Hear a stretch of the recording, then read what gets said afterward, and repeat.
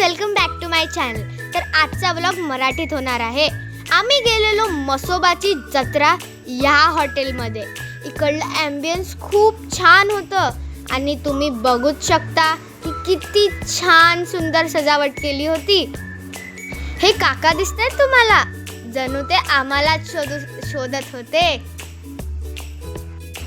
इकडे बॅकग्राऊंडला खूप छान म्युझिक पण वाजत आहे आणि हे स्टॅच्यूज बघतायत किती सुंदर आहेत ना ते। इकडे बसण्याची उत्तम सोय होती।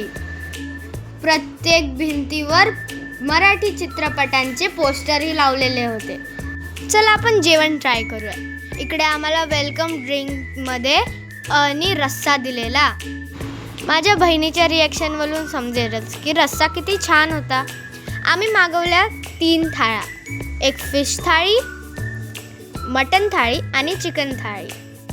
मला तर स्पेशली फिश थाळी खूप आवडली आणि ह्याच्यामध्ये इन्क्लुडेड होतं एक लहान मुलांसाठी थाळी, ज्याच्यामध्ये अळणी रस्सा आणि अळणी भात होता।